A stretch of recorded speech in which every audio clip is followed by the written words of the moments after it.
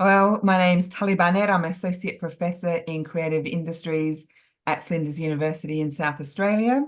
I want to start by acknowledging that I'm coming to you from the lands of the Kaurna people of the Adelaide Plains, and I pay respects to elders past and present and acknowledge that this land was never ceded, and pay respects to all Indigenous nations around the world.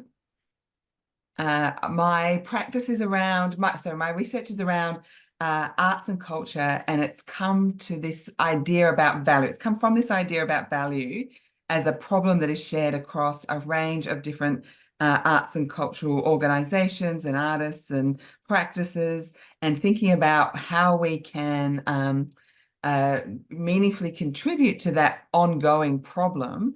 And then that's led to some rather interesting things as well. So as I say, I'm in South Australia. Flinders University is in the southern suburbs of Adelaide. It's a research institution. I'm in the College of Humanities, Arts and Social Sciences.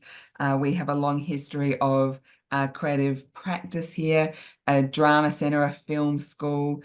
I'm also here a director of Assemblage Centre for Creative Arts. So about half my time is spent running a research centre that supports creative arts research and practice, and understands practice as a form of research and advocates for the better understanding of that fact across not only my institution, but more broadly across the higher education sector. So in addition to running Assemblage, so what does Assemblage do? We run a seed grant scheme, an artist in residence process. We activate the creative infrastructure that we have here at Flinders. So that includes a virtual production facility, a sound studio, ambisonic sound studio. So we're busy learning how to work with sound art. At the moment, we run events and research translation exercises and have a focus on transdisciplinarity. But I really have been for many years working on this problem of value with a group called Laboratory Adelaide. So the idea that we could kind of put the problem of value under the microscope here in South Australia by working with the arts and cultural organisations, large and small, and with individual artists here to better understand the problem of value. And I'll talk a bit more about that in a moment. That led to a book called What Matters? Talking Value in Australian Culture that was published in 2018 with Julian Merrick and Robert Fidian. I also work on a little bit around arts in health.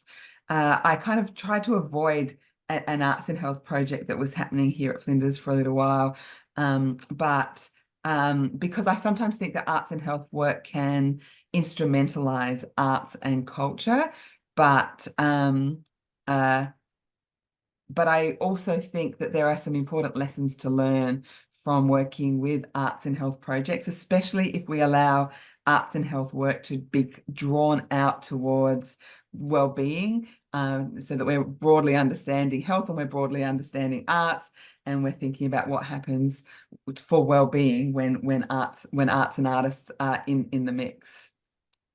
And so then the other thing I'm going to be talking about today is the Reset Arts and Culture project that I work on with Justin O'Connor and with the Arts Industry Council of South Australia, to think about how we can understand a heterodox economics approach instead of a industries and growth agenda approach to arts and culture.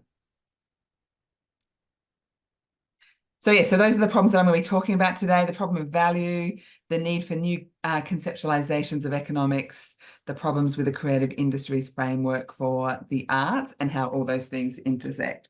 So how did I start getting interested in, or obsessed might be the better word, with these problems? So we had from about 2014, so coming up on 10 years now, we've been working on this project around the value of arts and culture, in collaboration with the State Library of South Australia, the State Theatre Company of South Australia, and the Adelaide Festival Corporation, and then a follow-up grant working with Arts South Australia, which is the state government arts body here, in SA, and with Festivals Adelaide, which is a peak body that represents all of the festivals. And so over these years, we trialed a range of different things in order to better understand the problem of value. And we started with this idea that the arts organisations we were working with were coming to us telling us that they were increasingly asked to talk in narrow econometric terms about their value, and they couldn't talk more broadly about why they do what they do and what the benefit and contributions of their work is.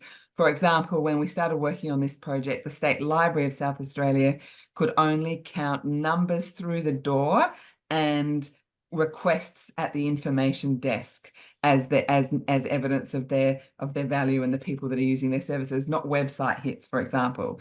And so how arts organisations are asked to account for their value is a big problem that every arts and cultural organisation experiences in some way or another. So we use Dave Beer's idea of metric power, in which in his book, he asks, how much are the oceans worth? And he says that, this might seem an odd or even pointless question, but that does not stop those who wish to place a number on everything asking the question. And then there's an answer to that question, which is $24 trillion. And he says not only is the question an incomprehensible abstraction, but so is the answer. And so we started to think about, well, if we're looking at the way that these metric problems are being addressed around other areas outside of the arts, it lets a little bit light into the problem that the arts and culture sectors are experiencing, these very narrow understandings of value and the problems that they have in communicating any real sense of value. So we in our project we ask, well, what happens if the oceans are not as valuable by this mechanism of understanding value next year? What if forests are worth more than oceans? How do you get into these competing regimes of value in a way that is going to serve arts and culture well over a long period of time? And so the problems we started with, that the arts and cultural organisations were coming to us telling us that they couldn't talk about value on their own terms. They couldn't talk about the things that were actually meaningful for them. Economic impact studies do not tell the full story of the value of arts and culture, and we have no useful means of talking about other kinds of value. In fact, we've lost a lot of the language of value for arts and culture, and we haven't replaced it with better terms, better ways of understanding, and that has left the arts and cultural sector internationally vulnerable to a growth agenda and an industries-based agenda. So we went out and did some studies. I was out there with tablets, recording surveys with people at the Adelaide Festival. Adelaide is a really big arts and culture city. It's got a festival that's been going since 1960. It's renowned in the as one of the biggest festivals in the Southern Hemisphere. So we were out there collecting data about value, trying to come up with a mechanism that could bring together quantitative and qualitative approaches to understanding the value of arts and culture, and trying to come up with a way of bridging these two regimes together in a way that would let the arts and cultural organisations tell their stories in a more positive way, a way that enabled them to have more control over the forms of value that were being communicated. And so we trialed this methodology, but we found that it's there are still a whole range of problems, even if you engage in these exercises in good faith. They're expensive. Arts and cultural organisations have to do willingness to pay methodologies, contingent value methodologies face to face, so they're expensive. We think that numbers are neutral, but there is a really strong rhetorical power of numbers. We need to better understand how that works. There's a growth addiction, so we watched over time as if you've got a good number 1 year as an arts organisation, as a festival, you're now under so much pressure to make sure that number is even bigger next year. and that there are distorting effects of these indices as well. So we published that in an article called Counting Culture to Death, an Australian Perspective on Culture Counts and Quality Metrics. And data is political, evaluation is political. It's always done within political environments, and there is a methodological churn, meaning somebody will come up with a new methodology. Probably one of the big four accounting firms will be charging arts and cultural organisations a huge amount to undertake this methodology. And then the methodology will be effective, but only for the first couple of arts organisations that undertake it, and then there are diminishing returns. And so that the small to medium sector is never going to be in the position to be able to command these massively expensive and cutting edge methodologies for determining value, and we shouldn't really trust them and believe in them anyway. So we argue for a principles-based approach to reporting and evaluation. We argue for politely rejecting the notion that we have to learn to speak the language of government. Rather, we argue it's a case of co-constructing the language of value with all stakeholders, and government may be a part of that. And actually, part of the problem is not in the production of the evidence of value, but in the reception of that evidence of value. So we never know what's going on inside the head of the person that's reading it. One of the things that I often think that I would love to do is electronically tag a report and see where it goes, and use eye tracking to see how much time is spent on each particular page. You know, what parts of the report are more compelling than other parts, etc. So we were all working on this this project over time, over the chaos of the higher education sector all around the world, etc. But then another kind of chaos also happened, and that's the pandemic. So Arundhati Roy famously told us in April 2020 that the pandemic is a portal. And she writes that historically pandemics have forced humans to break with the past and imagine their world anew. And she argued that the COVID-19 pandemic was no different, and called upon us to think about what we were going to do, saying we could choose to walk through that portal, dragging the carcasses of our prejudice and hatred, our avarice and our data banks and our dead ideas, our dead rivers and smoky skies behind us, or we can walk through it lightly with little luggage, ready to imagine another world and ready to fight for it. And so a group of us kind of responded to this call and thought about, well, you know, what is the reset that arts and culture needs in order to do things differently? And so we called for a meeting. Justin O'Connor and I called for a meeting of the arts and cultural sector here in South Australia after the first series of lockdowns, and had some roundtable discussions with the sector about what's going on for them, what's the problem, whether or not we could make good of Arundhati Roy's call for changing things up a little bit in our domain.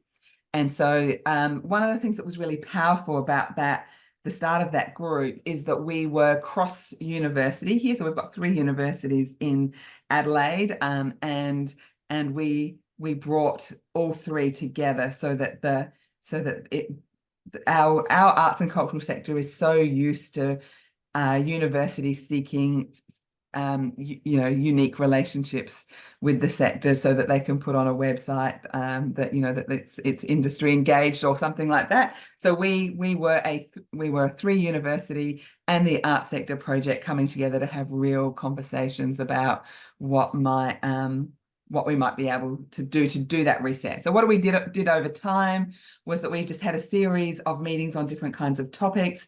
We talked about cultural work. What is the nature of cultural labour after the pandemic?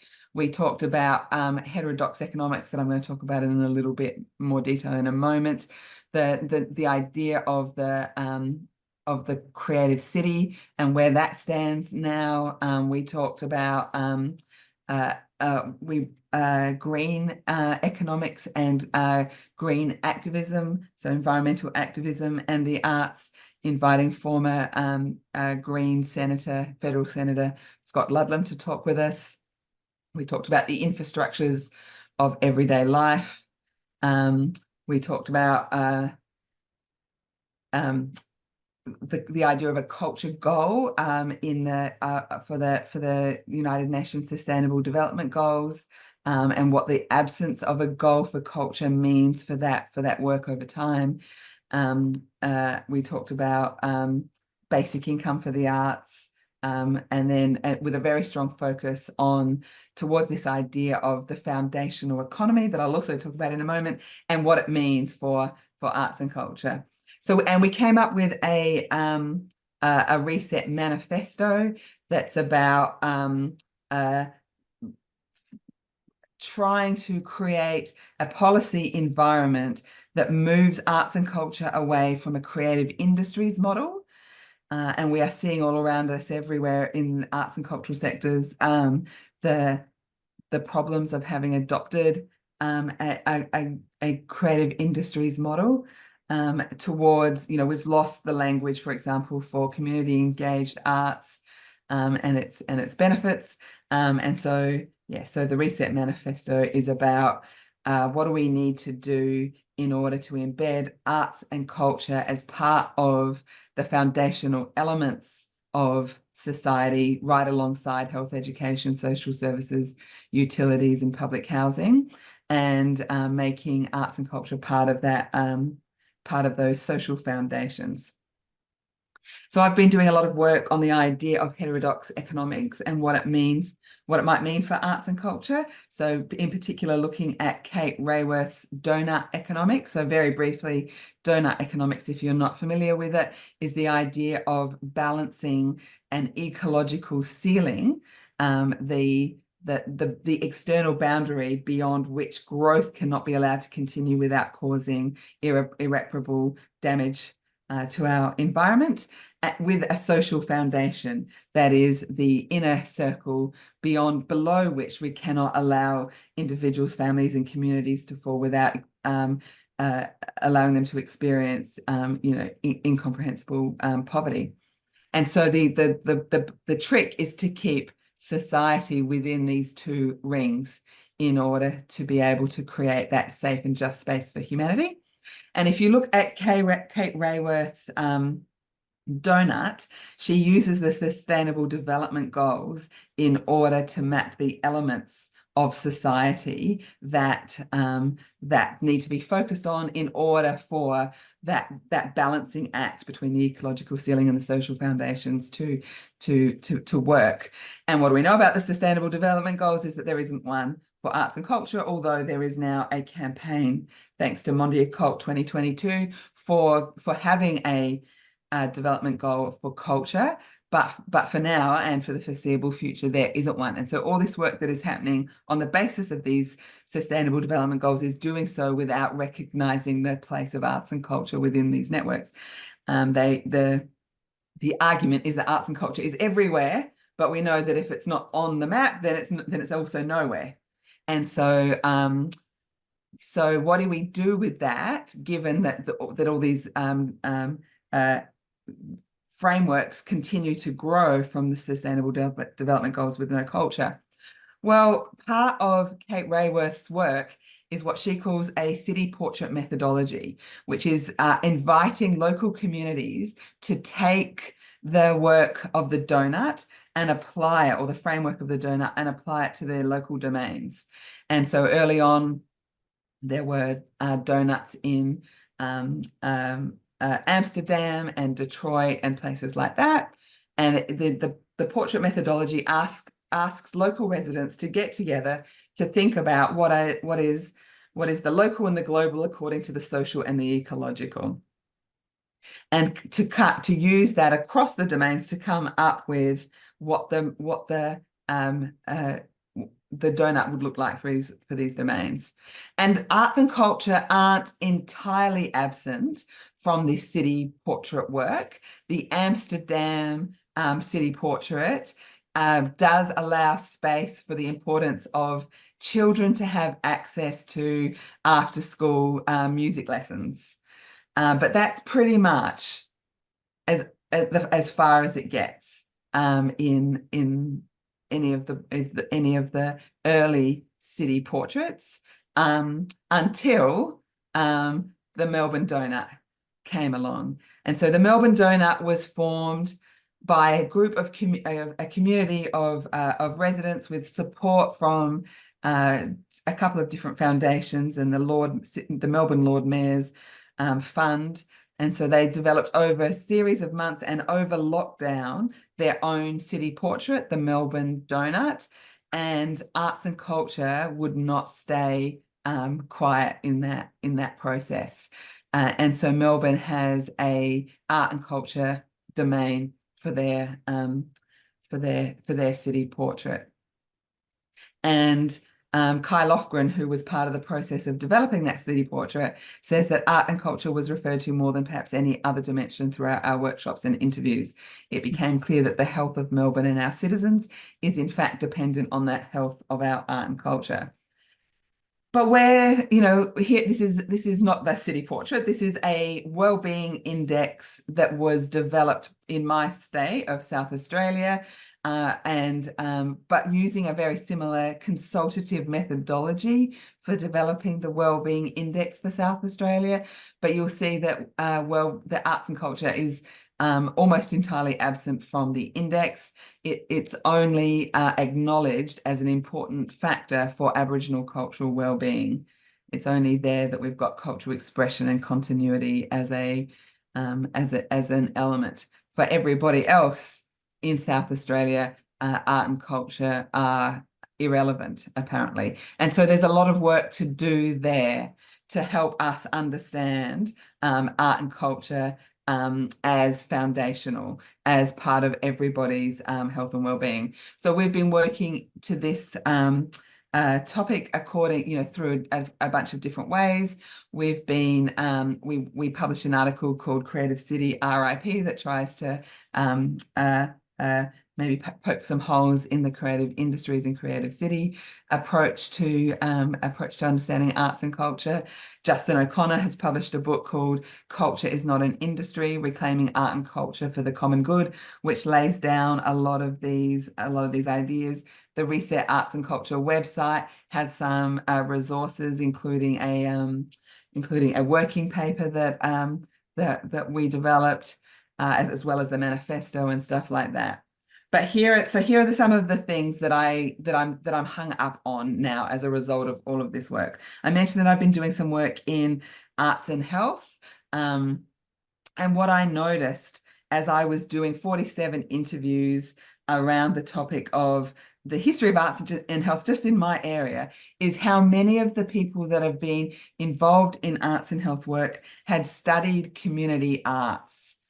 And we don't really, especially in Australia, and I'm interested in the extent to which this is true around the world, we don't really teach community arts anymore. We used to have a community arts network, which was a national organisation here in Australia, and there's only one left, and that's in Western Australia. South Australia no longer exists. And so if I think about what educational experiences are tomorrow's arts and culture workers having, they are being taught through a creative industries model. That's what our universities are teaching.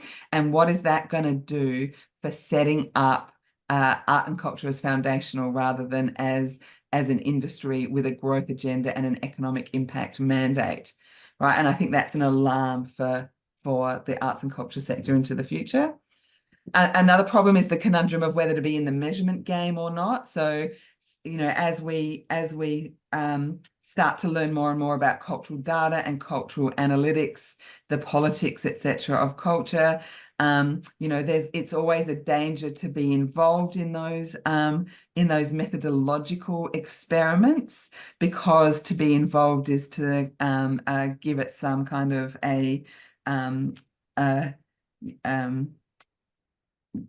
assurance or assent, and I don't know if that's what we should be doing. A lot of arts and cultural organisations ask me to do evaluations for them. What is the relationship between evaluation and this political problem of the evidence of the value of arts and culture is a problem that I can't really reconcile at the moment. I think we've got a problem. Something that I'm working on right now is how do you put a care aesthetics and an environmental care aesthetics into a value and evaluation work. So value and evaluation work. I think that that's a challenge for the future going forward. How do we put well-being, happiness, and flourishing alongside jobs, alongside other elements of impact, bums on seats, spillover economic effects, etc. I think that that is a challenge for us for the future. And as I say, from creative industries to cultural as foundational, we need better methods for value and evaluation, including creative methods. We need to better understand how reception of value is a problem in evaluation mechanisms, not just the presentation. It's not just about the evidence that is gathered and delivered. It's about how it's understood and used in the world, but that's a black box that we really can't get much access to. How do arts and cultural evaluation mechanisms allow for longitudinal value? So arts and culture takes a long time for those generational effects to be understood. So we need to be able to account for those. Public value and public good and the cultural rights agenda. So, public value in my area, so in South Australia, where we're going through a cultural policy process at the moment, the notion of public value has been misunderstood as the public perception of value. There has been an exercise to survey the public about what they value about the arts and culture sector. And so that's a really dangerous slip that's just happened there. How can we better use these heterodox economics and foundational economy approaches as something that is going to tell a better story about value? I'm working on a basic income for artists project at the moment. So following the trial, there's a basic income trial happening at the moment in Ireland. So kind of like understanding how that's working and then thinking about what would either a basic income for artists or a universal basic income mean for arts and culture workers. How do we contribute to this debate to get a culture goal for the United Nations Sustainable Development Goals? Or in fact, is that actually what we want? Is that going to be beneficial? Or is it better to just go with the Sustainable Development Goals as they are now? How do we understand arts and health to actually be about human flourishing that's understood beyond both health and happiness? If a happiness index is in our future, what does that mean for arts and culture, where a lot of the work of arts and culture is about making people feel uncomfortable? So a happiness index might not be a useful thing. How do we develop a way of talking about the value of arts and culture in a post-growth, regenerative, distributive economy? And what does cultural value mean in a climate change future, and how do we talk about it? And then what do all these mean for formal and formal valuation for cultural mechanisms for cultural institutions and the narratives that are required for them? I think that's probably the same thing. And so then, as I say, we're working on a special issue of cultural trends at the moment on basic income, and we'll have a stream at the Basic Income Earth Network conference at the University of Bath in August of this year. And I'm working on a special issue of the European Journal of Cultural Studies as well on the topic of culture as foundational, as a way of drawing further information about this, so extending that idea of culture as foundational away from this early work that we've done here in Australia to think about, and also drawing it from beyond the work of the Foundational Economy Collective, which is based in Wales, for thinking through the role of arts and culture in that foundational space, alongside health, education, roads, NBN, all the other things that are part of everyday life and need to be treated as if they're part of everyday life. But culture tends to get forgotten in that space because it is often seen as the extra nice to have rather than the everyday foundational part of society. So that's a brief introduction to the work that I'm doing. Yeah, I look forward to any questions. Thank you so much, Tully. That was great. I'll open the floor if anybody wants to jump in with a question. I'll just jump in. That was great. Thank you. Thank you so much. Hey, Julian, how are you? So many thoughts. The whole idea of the creative cities and the creative industries. My son attends a school in which is the University of Glasgow, in which his media studies program is now creative arts and industries. And they had to do it because Glasgow is a creative city. And so the University of Glasgow needs a creative arts and industry city. And it's just funny how that, I've talked to the professors that they've kind of shoehorned a traditional and quite radical, actually, media studies program into this creative arts and industries because it's the only thing which is legible for funders of the UK universities. But anyways, that's to the side. I was really thinking about assessment and the instrumentalization of arts and culture. And I think because in some ways we, and by we, I kind of mean me, get accused of excess instrumentality in terms of arts and activism. And talking to artists who are engaged in the sort of activist and social change space and asking them questions about social change value. And I've been kind of struggling with how to get around that to both sort of understand that arts does have a value which is outside of instrumentality, but then in the activist space, we are talking about instrumental sort of transformations oftentimes. So I just love to hear your thoughts about that. Mauricio, can you bring down Tully's so we can see each other? Tully's slide. Yeah, I think Tully, could you do it? I think I don't have access to your sharing this. Oh, there we Yeah, go. sorry, Okay. it was hidden. It was hidden by a point. Yeah. Yeah. Yeah, I mean, that's a really interesting question. And I think it's about purpose. For me, I think we've got to have a better relationship to the idea of purpose. And if we have that better connection, then instrumentalization is not a factor because the purpose is internal and inherent.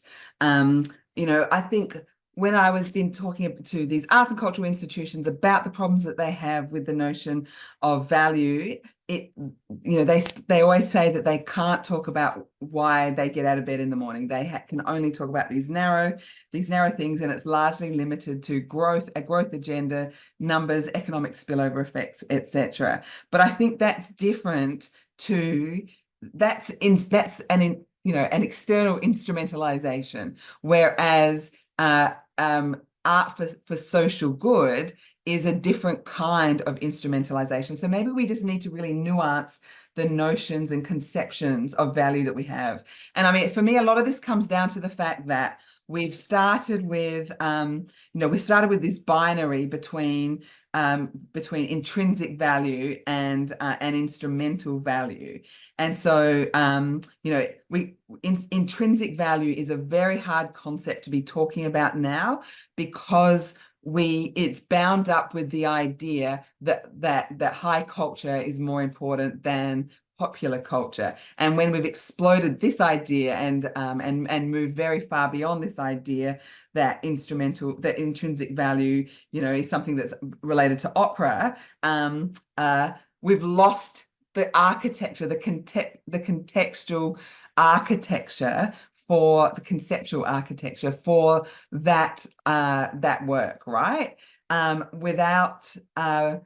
So I think that means that we just need to develop a better language for value that is nuanced, that allows for all art forms to be equal, and yet to have to have an understanding that allows for intrinsic value to be, not even art for art's sake, but art that is not put to economic purpose or to a lesser extent, cultural diplomacy purposes, right? Because if we have this sense of the value of arts and culture beyond economic impact, I think inside of that space can be allowed to bloom notions of the social good and social purpose, social license, social impact that artists and arts organizations will embrace rather than rile against, because it's within a conception of value that is not antithetical to the work. That's my view. Yeah. Thank you. Elspeth, did you want to jump in? Thank you, Tully. You're doing so much on so many fronts. It's absolutely mind-blowing and extraordinary. So many things I want to ask. I just wondered about, I was fascinated with the chart that you put up where the only well-being measure that was including arts and culture was the Indigenous measure. And I was wondering if you've done any work kind of in that space. I know the context's really different here in Aotearoa, New Zealand, but we do have some ways of working biculturally where we're kind of looking for some solutions, obviously without appropriating Indigenous knowledge, but looking at that reset as maybe coming from a completely different paradigm to the way we've always been doing things, and therefore looking at Indigenous knowledges. And there's a much more holistic, certainly into our Māori, the Māori world, there's a much more holistic way of understanding art and culture as integral to well-being and to politics and to decolonization, that these things actually cannot be separated. So you cannot measure them in separated ways, that the understanding of value has to be holistic as well. So I just wondered if you had any examples of work in that kind of space. Yeah, and I think the contexts are very different, and we've been through a set of challenges in the last year with a referendum nationally for a call to action for Indigenous voice and recognition, an Indigenous voice to Parliament, that was shouted down by a conservative and nervous majority who were susceptible to the misrepresentation of what that voice to Parliament would entail. And so that's made for some real challenges in our domain for enabling that voice to Parliament, and then all of the beautiful attendant things that would go on top of that as well. So but yes, I quite agree with you that without appropriation, stopping short of appropriation, there are things to be learned through acts of deep listening to Indigenous communities, to country itself, to walking with country. And so I do think that is a important future step for better conceptions of value of arts and culture, and better frameworks for understanding arts and culture as foundational, because that is, if you spend any time with Australian Indigenous communities, culture absolutely is foundational, and culture understood in that broad art and culture way absolutely is foundational to everything. And so yeah, lots to be learned from that deep listening. So we work here with Kaurna people in order to do that deep listening, and wanting to do so with the deepest respect and without appropriation means going slowly, I think. Thank you. I have a couple of questions of my own, so I'll just launch in there. I was very interested in, so here in New York City, there's a lot of talk about systemic changes in the arts and cultural sector, right? From a funding system that doesn't work, inequity in the arts.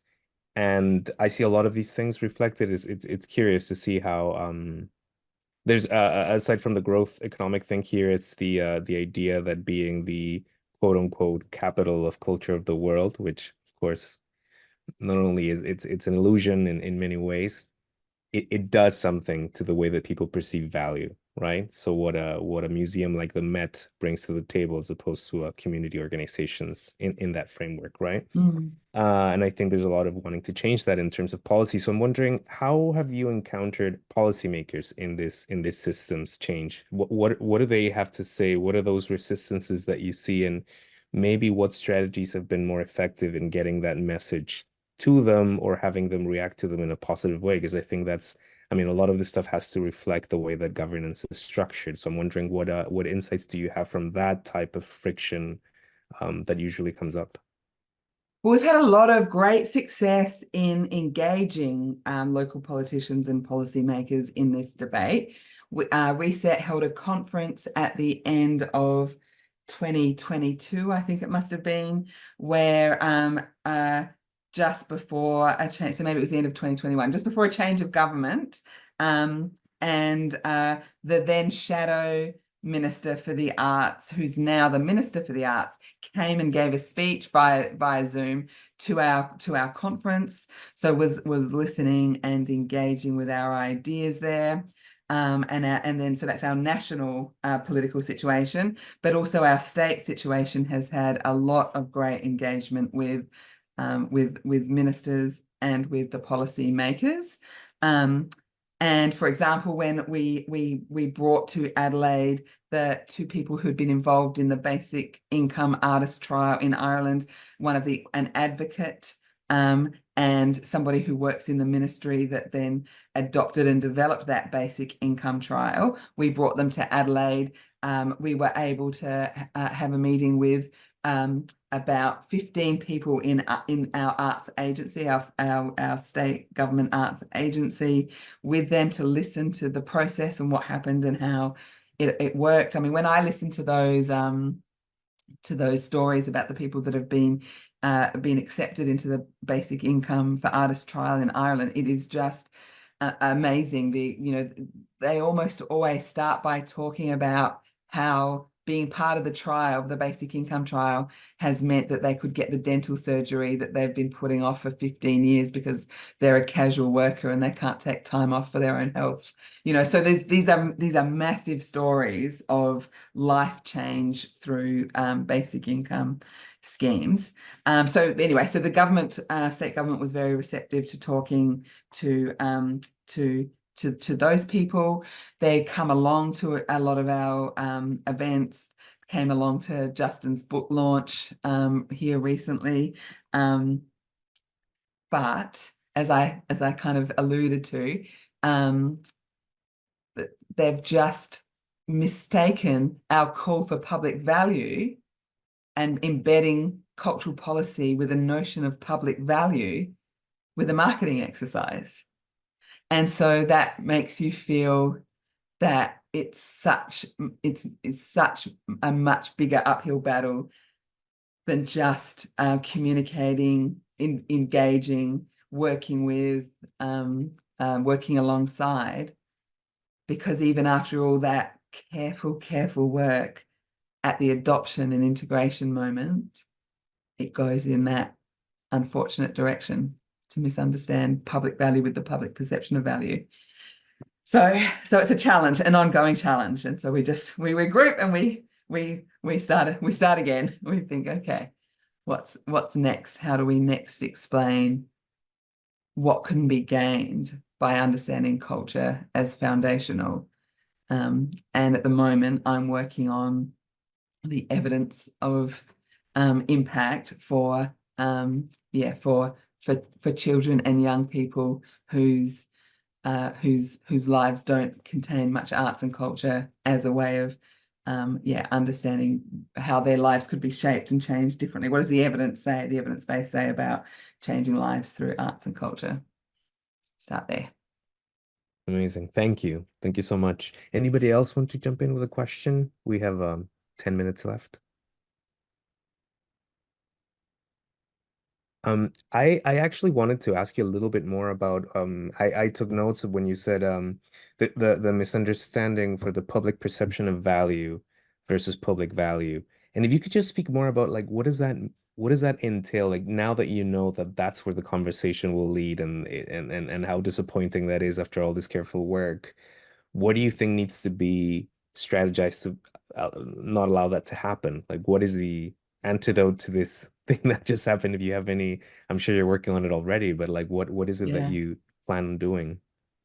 So another colleague and I, Julian Merrick, with whom I wrote What Matters, a book called What Matters, we're working on a follow-up to that book called What Works. But it's a clickbait title, because the spoiler alert is, which will be revealed on the last page, is that, nothing works, or nothing works for very long. Like I said, there's this methodological churn whereby anybody who takes up a new methodology for communicating value will get some traction with it if they're the first or second or third in a local area to use that method, and after that, less traction. But the reason why the local policymakers have gone with the marketing exercise to ask random citizens what they think about the arts and why it's important is because the policymakers think that that's what will gain traction with government, that's what will help them, because they're passionate believers in arts and culture and its value and importance to be foundational, to be powerful agents of social change. But they can't get that through government. And so if they ask random citizens what it is about the value of arts and culture that's important to them, that galvanizes the political mandate of election cycles and campaigns to be on the side of arts and culture, which are too often seen as elite and remote, the latte sipping art set. And so the problem with that, though, I think what we have to do is intervene in a what works agenda, meaning that is a game like the methodological churn that benefits the wealthy organizations that can engage the big four accounting firms to do their economic impact assessments. That it benefits, those who can be at the forefront of new methodologies and approaches, but it's never going to benefit the small to medium sector, the grassroots organizations, the community artists. And so as a sector, like I think it's there's an ethical call upon the whole arts and cultural sector to take a step back from those what works approaches, which I think throws the rest of the cultural sector under the bus. But those are big fighting words, right? Can you explain? I'm glad you brought this up, because I was wondering too, why is it the methodological churn? Why is there a law of diminishing returns? I mean, is it because people can't afford to do it, or like I don't quite understand why, if it's a successful methodology, why after you use it 3 or 4 times it stops being successful? Because this is evidence for my assertion that that it's not about the production of value of production of evidence of value. It's about the reception of evidence and value. So an example that I often use is, when crowdfunding started, when crowdfunding like Kickstarter, or is there what are the international versions? Is that, yeah, great. So when Kickstarter first started, you could get anything up on Kickstarter. You could say, I want to make a, you know, a hand puppet show, fund me to do that. And people would go, yeah, I'll fund you to do that, because it was a different way of relating to arts and culture that people weren't used to. And so, you know, you would, you know, have your rewards, and people would sign up and give you huge, you know, well, sums of money in return for those rewards, and you could get your arts and culture thing funded through Kickstarter. But that lost its shine over time, and now it's quite a bit harder to get you know, anything funded. In fact, really, really good projects that are put up on Kickstarter, you know, get 12% of their funding target or something, and then don't get funded, because the novelty of the platform and mechanism has worn off. Well, I see the same thing happening in methodological, you know, tools for value. So, you know, willingness to pay, contingent value methodologies, were the you know, bright shiny hope for the future. But so, you know, one or two of those, you know, worked in my domain in the early days, and then now, you know, then that's not, they don't work anymore. Economic impact studies do maintain their you know, their efficacy. That's the one thing that maintains its efficacy. But now all of those economic impact assessments are competing with each other. So it still comes down to which one does the government want to believe in more, where believe in means think will be more effective for their own re-election promises or something like that. It's a novelty factor where early adopters of a new methodology that determines value can get purchase and traction through that methodology that then has diminishing returns, and it diminishes so fast that it never gets affordable by the small to medium sector or independent artists. That's really helpful. Thank you. Thank you. Thank you so much, Tully. We only have a couple of minutes left if we want to be strict on the hour. So I'm wondering, Elspeth, yeah, go ahead. Really quick one. Yeah, Can you give me a couple of examples of creative methodologies of evaluation, Tully? I love making zines with people at the moment about value. But I've also got Lego in my suitcase of things.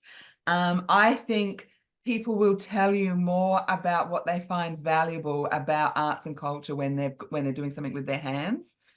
And making unlocks new language for arts and culture. So I think we need to be making arts and cultural interventions into the methodological agenda. Like, why do we separate the day job of making art from the value exercise of talking about the importance of art? I think we should bring them together more often. Yeah, so Lego, zine making, art making, singing, you know, being present around the edges of art making leads to more interesting conversations about value. Cool. Thank you so much.